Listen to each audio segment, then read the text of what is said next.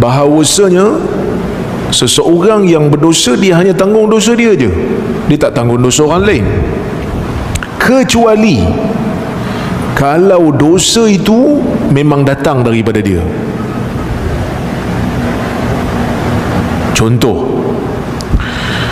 Nabi sallallahu alaihi wasallam sebut, man sanna fil islami sunnatan hasanah falahu ajruha wa ajru man amila biha ila yaumil qiyamah min ghairi an yanqusu min ujurihim syai', wa man sanna fil islami sunnatan sayyi'ah falahu wizruha wa wizru man amila biha ila yaumil qiyamah min ghairi an yanqusu min auzarihim syai', atau kama qala.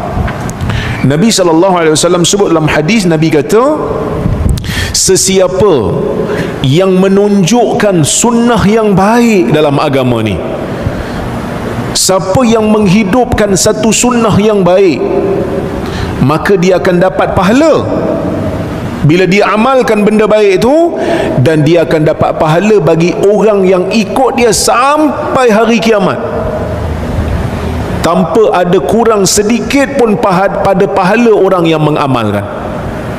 Contoh tuan-tuan hidupkan satu sunnah, dan sunnah tu orang tak buat lama, orang tengok benda ni sunnah. Contohlah ustaz-ustaz yang dulu, bila dalam masyarakat Melayu kan banyak baca Yasin malam Jumaat kan.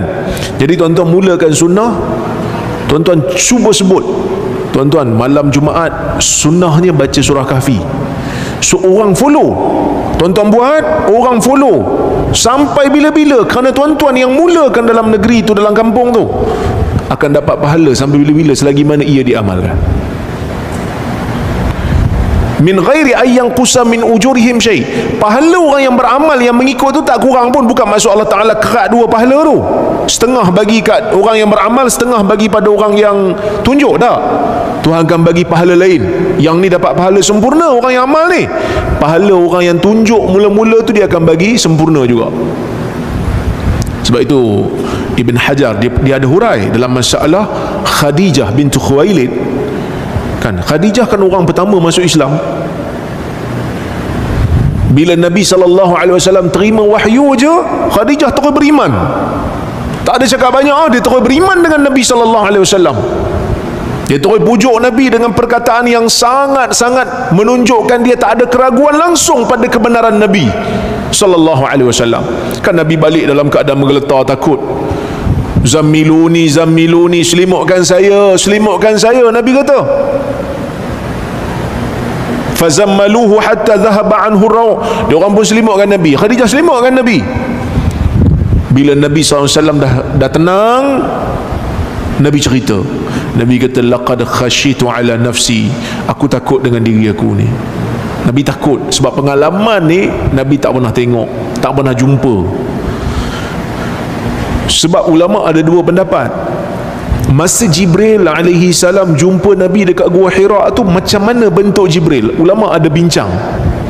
Tuan-tuan baca dalam Fathul Bari. Ada yang kata Jibril datang bentuk manusia, ada yang kata Jibril datang bentuk asal tapi tak tunjuk penuh dekat Nabi. Yang Jibril datang bentuk penuh ni lepas pada tu, waktu Jibril turunkan hantar surah Al-Muddathir pada Nabi. Tapi kali pertama tu pun dia datang dalam bentuk dia yang asal, cuma tak tunjuk habis. Jadi kalau itulah bentuk yang Jibril tunjuk kat Nabi walaupun tak penuh, dah tentu Nabi takut. Dah lah datang peluk lah tu kan, tak kenal siapa. Dia bukan datang, dia kata, ya Muhammad, saya ni Jibril, malaikat yang Allah Ta'ala hantar. Ni surat lantikan sebagai Rasul, cukup bulan lepuh diri. Kalau cakap macam tu tuan-tuan, senang cerita, Nabi pun tak payah takut-takut. Macam saya datang ke Perlis ni lah, dah ada surat siap-siap kan. Nah, awak sebagai rektor, saya pun tengok, okey, tugasnya macam ni. Kat mana? Tengok Google sikit, okey, ni tempat dia. Nabi ni Jibril datang peluk 3 kali, suruh baca, lepas tu dia pergi macam tu. Memanglah Nabi takut. Kan ada yang kata Nabi takut dia akan mati, ada yang kata Nabi takut sebab dia mungkin ditimpa penyakit, Ada yang kata mungkin Nabi rasa dia macam nak gila dah sebab tengok benda pelik. Apa Khadijah kata? Kalla wallahi la yukhzikallahu abada. Tak. Jangan kata takutlah.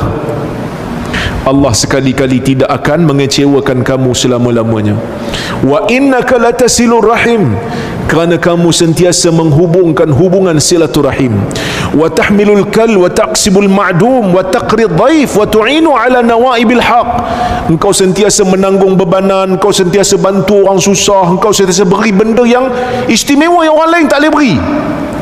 Engkau sentiasa muliakan tetamu, kan? Engkau selalu bantu benda yang benar. So Khadijah pun beriman dengan Nabi SAW. Ibn Hajar kata, sesiapa yang masuk Islam selepas daripada tu, Khadijah akan dapat pahala, kerana Khadijah telah memulakan sunnah yang baik. Mak, ini sebagai satu galakan sebenarnya. Sebab nak menghidupkan satu sunnah yang telah mati ini bukan senang. Tak senang. Nak hidupkan satu sunnah yang dah mati susah, tuan-tuan. Kita bukan lawan dengan benda kufur. Kadang-kadang kita lawan benda bid'ah aja, tapi orang punya maki kita. Wih, padahal kita nak suruh balik pada amalan sunnah. Kita kata berhentilah zikir hu ni. Ambil zikir Nabi. Zikir Nabi sempurna. Cantik zikir Nabi ni. Doa Nabi, zikir Nabi kan sempurna. Subhanallah, maha suci Allah. Alhamdulillah, segala puji bagi Allah. Allahu Akbar, Allah maha besar. La hawla wa la quwata illa billah. Tidak ada kuasa dan tidak ada kekuatan melainkan dengan Allah. Kan cantik tu, ayat sempurna. Mereka duk bantu hu.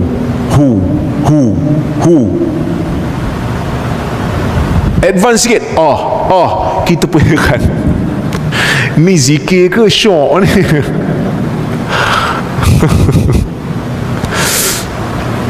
Kita nak ajak orang balik pada sunnah. Nak ajak orang balik pada sunnah, mereka tuduh kita sesat. Mereka tak nak ajak orang balik pada sunnah, mereka ahli sunnah. Tak kepenin. Yang ajak orang balik pada sunnah tak sunnah, dia kata sesat. Yang tak ajak orang balik pada sunnah, saya dengar juga penjelasan tu kan, saya dengar juga penjelasan tu. Dia kata syekh ni benarkan, syekh ni. Kita nak dengar mana Nabi tunjuk benda ni. Di mana Nabi tunjuk? Kalau Nabi tak tunjuk, syekh ni kata macam tu, syekh ni kata macam tu, banyaklah pandangan-pandangan, memang banyak. Sebab Nabi pesan di akhir zaman nanti ni kita akan tengok perselisihan yang banyak. Fa'alaikum bisunnati, kamu kena ikut sunnah aku. Tu pesan Nabi. Saya tengok, ada tak Nabi amal? Tak ada, tak apalah. Saya amalan tak banyak, zikir saya pun tak banyak. Tuan-tuan, zikir kita bukan banyak. Tak tahulah kalau zikir tuan-tuan banyak, zikir saya tak banyak. Jadi alang-alang yang tak banyak ni buatlah yang Nabi tunjuk. Tuan-tuan buka kitab Al-Azkar karangan Imam Nawawi. Begitu banyak zikir Nabi yang kita tak teramal lagi. Tak payahlah hu tu, biarlah orang lain duk buat. Hu kan, biarlah orang lain. Kita zikir yang macam mana Nabi SAW tunjuk. Alang-alang kita nak amal. Sebab ada juga yang kata, yalah kita amal semua, yang hu pun kita buat, yang sunnah pun kita buat. Kita kata masa kau buat hu tu, kau tinggal dah sunnah Nabi tu. Cuba masa yang kau buat hu tu, kau amalkan zikir Nabi. Alang-alang terisi juga dengan sunnah. Tapi macam-macam lah bagi alasan. Orang bagi alasan macam-macam. Tapi itulah saya nak kata, cabaran di akhir zaman ni bukan senang lah. Di akhir zaman ni nak ajak orang balik pada sunnah, orang kata kita tak sunnah.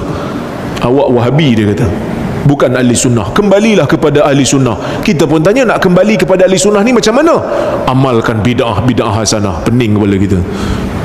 Tuan-tuan, dalam hidup kita, sekali kalau kita tak buat bid'ah hasanah, sekali pun tak pernah buat bid'ah hasanah, tuan-tuan, ahli sunnah kita tak tergugat pun.